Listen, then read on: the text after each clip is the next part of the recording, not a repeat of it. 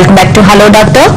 Call తీసుకున్నామండి. రాజు గారు line లో ఫోన్ నెంబర్ సిద్ధంగా ఉన్నారు. రాజు గారు నమస్తే అండి, హైదరాబాద్ నుంచి కాల్ చేస్తున్నారు. హలో హలో డాక్టర్ గారు, నమస్కారం సార్. నమస్తే అండి, చెప్పండి సార్.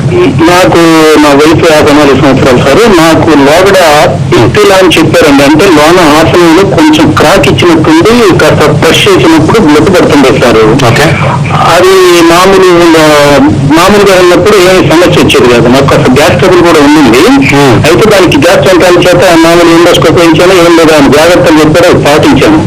ఎప్పుడన్నా ప్రెస్ చేసి కొంచెం ప్రెషర్ గా మోషన్కి వెళ్ళినప్పుడు అట్లా బ్లడ్ పడుతుండేది. అట్లా వెళ్ళినప్పుడు ఏం లేదు. తర్వాత కొంచెం బాగా ఇబ్బంది పెట్టుకుంటే డాక్టర్ గారి దగ్గరికి వెళ్తే హాస్పిటల్కి ఆపరేషన్ చేశారు. ఇది పిస్టులా ఉండే అన్నారు. అది ఆపరేషన్ చేసి దాదాపు 2 ఏళ్ళు అయిందండి. అంటే మళ్ళీ అప్పుడప్పుడు అక్కడ కొంచెం చురుగ్గా ఉన్నట్టు, కొంచెం అంటే కొంచెం ఇబ్బంది కలిగిస్తున్నట్టు అనిపిస్తుంది. చురుగ్గా ఉన్నట్టు అనిపిస్తుంది సార్. ఆయన కొన్ని జాగ్రత్తలు చెప్పారు. వేడి నీళ్ళలో గట్టాలేసి కొంచెం కూర్చోండి, కొంచెం ఆ సమస్య ఉండదని అన్నారు. అది జనరల్ గా పిస్టులా అనేది రావడానికి ఎలాంటి జాగ్రత్తలు తీసుకోవాలి సార్, కొంచెం చెప్తారు? తప్పకుండా సార్. ఇలా రావడానికి ఏమన్నా అది కారణాలు అంటే ఆహారంలోనో లేకపోతే ఎట్లా సార్, అది కూడా కొంచెం చెప్పండి. రైట్ సార్, తప్పకుండా. ఎలాంటి జాగ్రత్తలు తీసుకోవాలి? అదేనండి, అర్థమైంది.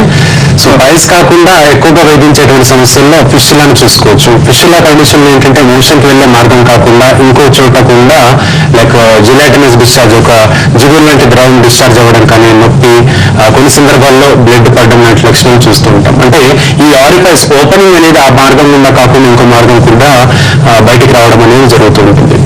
వీటికి గల కారణాలను మనం ప్రధానంగా చూసుకున్నప్పుడు ఇంటెస్టైనల్ అబ్స్ట్రక్షన్, అంటే దీర్ఘకాలికంగా మలబద్ధక సమస్యతో బాధపడే వ్యక్తులు, లేదా పుట్టుకతోనే పేగులు బాగా శ్రంక్ అయ్యి దానికొకటి కుంచుకుపోయి లైక్ 2-3 కలిసిపోయి ఉండేటువంటి పేగులు అబ్నార్మాలిటీస్ ఉన్నటువంటి వ్యక్తులు కూడా ఈ సమస్యను మనం చూడొచ్చు. కొంతవరకు స్ట్రెస్ ఫ్యాక్టర్, వంశపారంపర్యం కూడా సుమారుగా 20-30% వరకు స్కోప్ ఉంటుందండి. దానివల్ల కూడా కావచ్చు. ఇకపోతే ఆహారపు అలవాట్లు అడిగారు.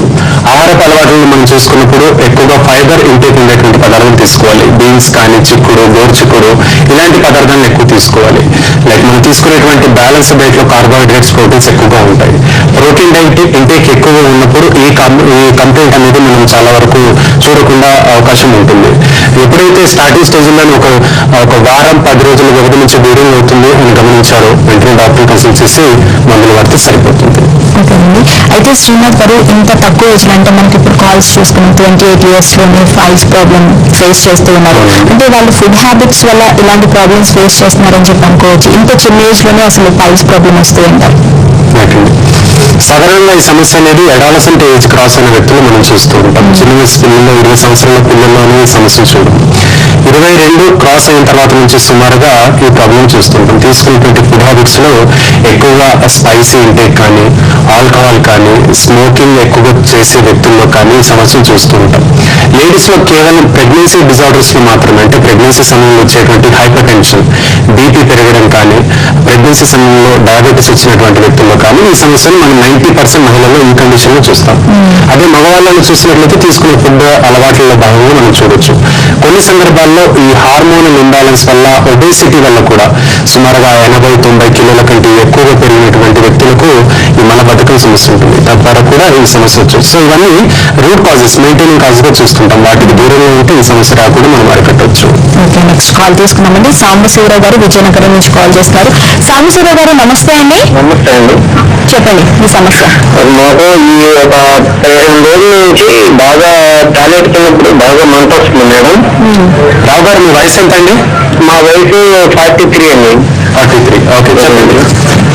ఒక 15 రోజులు నుంచి సార్ ఇది బాత్రూమ్ వెళ్ళినప్పుడు. హలో, చెప్పండి, వింటున్నాను. బాత్రూమ్ వెళ్ళినప్పుడు బాగా మంట ఏం వస్తున్నాయి. ఓకే, డాక్టర్ గారి దగ్గరికి వెళ్తే ఆయన ఏమన్నారంటే ఫైల్స్ అండి టాబ్లెట్స్ ఇచ్చారు అండి. ఆ టాబ్లెట్ వాడుతున్నామండి. అంటే రోజు 3 వేసుకున్నారు. ఉదయం ఒకటి, సాయంత్రం ఒకటి, నైట్ ఒకటి.